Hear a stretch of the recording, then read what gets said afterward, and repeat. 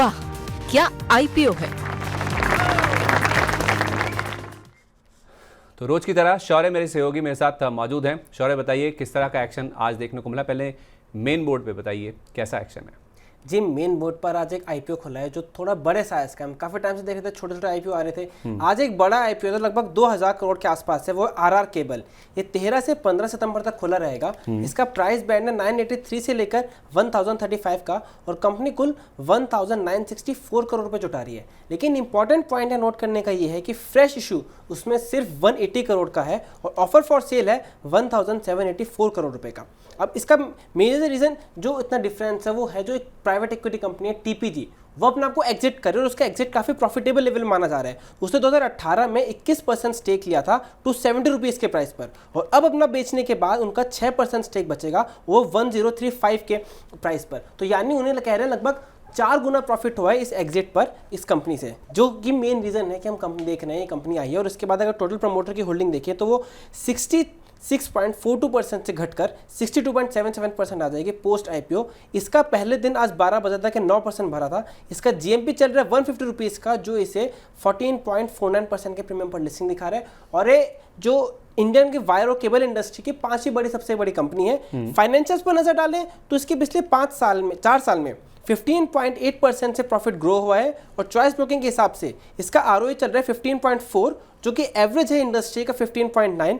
बल्कि इसका पी देखें तो वो इंडस्ट्री के एवरेज थोड़ा नीचे है। एवरेज इंडस्ट्री का पीईआर है 55.7 और इसका पीईआर है 47.4। और इसके कंपेटिटर्स हैं Bajaj electricals, Crompton Greaves, Havells, फेकर जैसी कंपनियां, जिससे कंपेयर करा जा रहा है। कितने रुपए पे खरीदा था टीपीजी ने? आपने बताया 21% स्टेक 2018 में। उन्होंने कहा 270 के भाव पर, और अब 1035, तो लगभग 4 गुना के आसपास का प्रॉफिट मिला है उन्हें एग्जिट पर। मैं तो डर गया था, मैंने सुना था 70 रुपए का भी। 70 रुपए पे खरीदा है और 1035 रुपए पे अगर बेच रहे हैं तो फिर तो बहुत बड़ा हो गया। 270 रुपए पे टीपीजी ने लिया था सर, वो एग्जिट कर रहे हैं। ये एक बड़ा अब देखें ओएफएस का पार्ट है। इसमें क्या करना चाहिए सर? मुझे अगर सही याद है तो एक बार पहले भी इन्होंने कोशिश करी थी आईपीओ लाने की, उस समय इन्होंने अपना जो प्लान है उसे शेल्व कर दिया था।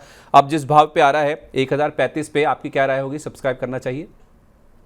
देखिए, थोड़ा मैं स्केप्टिक हूँ इसमें सब्सक्रिप्शन के लिहाज से। आपको जो ग्रे मार्केट प्रीमियम दिख रहा है केवल मुझे लगता है कि लिस्टिंग के लिए आप करें, क्योंकि जो ये इतना बड़ा आईपीओ लेके आ रहे हैं, बहुत बड़ी रकम लेके जाएंगे 2000 करोड़ के आसपास, और वो मेनली ओएफएस में जा रहा है।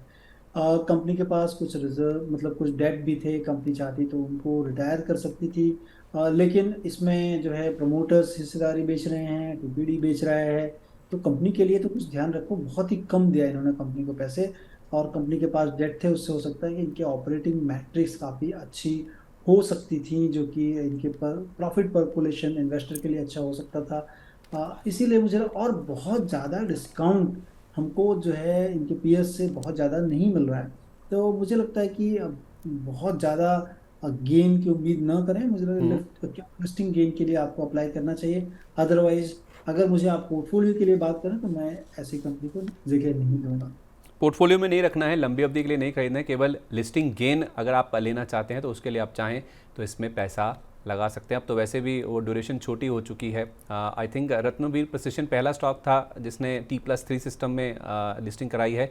तो 3 दिन के अंदर, यानी कि 3 वर्किंग डेज़ के अंदर बंद होने के बाद आईपीओ, अब जो लिस्टिंग है वो सेबी ने जो नए नियम लागू किए हैं उसके बाद होने लगी है। तो लिस्टिंग के लिए आप 3 से 5 दिन अगर आप पैसा होल्ड कर सकते हैं, अपना फ्रीज होता है क्योंकि, तो आप इसमें सब्सक्राइब कर सकते हैं। एसएमई साइट पे कैसा एक्शन है शौर्य, वो बताइए। जी, एसएमई साइट पर 2 आईपीओ खुले हुए हैं। पहला आईपीओ है चावड़ा इंफ्रा, जो टोटल 13.55 टाइम्स सब्सक्राइब हो चुका है, जिसमें रिटेल का सब्सक्राइबर लगभग 19 गुना, क्यूआईबी का लगभग 10 गुना के आसपास, और एनआईआई 6 गुना के आसपास सब्सक्राइब हो चुका है।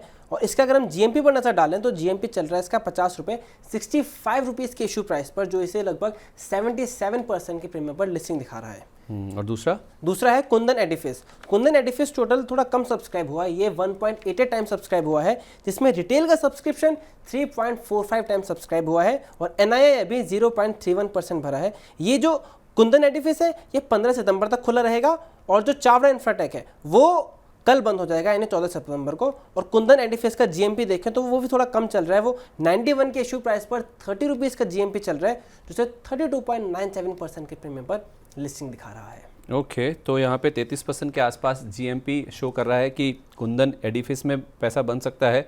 और चावड़ा इंफ्रा यहाँ पे रिस्पांस काफ़ी अच्छा देखने को मिल रहा है। 65 रुपये का फिक्स प्राइस इशू है और 50 रुपये का जीएमपी है। इन दोनों कंपनियों को आपने रीड किया है सर, दोनों में से किस में पैसा लगाना चाहिए? चावड़ा तो कल बंद हो जाएगा, चावड़ा इंफ्रा का जो आईपीओ है, और कुंदन परसों तक आप सब्सक्राइब कर सकते हैं। देखिए, मुझे लगता है कि दोनों कंपनियों में करना चाहिए। रीजन बीइंग कि चावड़ा इंफ्रा जो है वो, जैसा हम थोड़ी देर पहले बात कर रहे थे कि रियल एस्टेट और इंफ्रा वो काफ़ी हैपनिंग स्पेस है। अगर आप western part of the countries, Gujarat, Maharashtra, इधर इस साइड देखें, और उसी साइड जगह पे पोजीशन है कंपनी। रीजनेबली वैल्यूड है। सबसे बड़ी चीज़ है कि काफ़ी रीजनेबली प्राइस किया गया है, और इसी के कारण आपको जीएमपी में दिख रहा है कि आपको एटलीस्ट कुछ जगह दी गई है निवेशकों को कि वो पैसे बना सकें। इसीलिए मुझे लगता है कि इस कंपनी को सब्सक्राइब करना चाहिए आईपीओ में। दूसरी जो कंपनी है कुंदन एडिफिस, आप देखें तो ईएमएस जो स्पेस है, काफ़ी जो है इलेक्ट्रॉनिक मैन्युफैक्चरिंग सर्विसेज जो स्पेस है, चूँकि हमारे यहाँ अभी फैब नहीं है, फैब्रिकेशन नहीं हो पा रहा है, लेकिन इसमें कुछ कंपनियां जो हैं वो कहने की इसमें काम कर रही हैं। अभी हमने हाल फिलहाल में कई आईपीओ देखे इसमें। आप देखें साइंट डीएलएम जो मेन बोर्ड पे आईपीओ आया था, सिरमा एसजीएस, केन्स टेक्नोलॉजी, ये बहुत ही धूम मचाई है इन्होंने, क्योंकि इनका स्पेस काफ़ी बढ़ते गया है, और ये भी रिजनेबली प्राइस है 13-14 के आसपास का पी दिया गया है। मुझे लगता है कि इस कंपनी को भी देखना चाहिए एटलीस्ट फॉर लिस्टिंग गेन।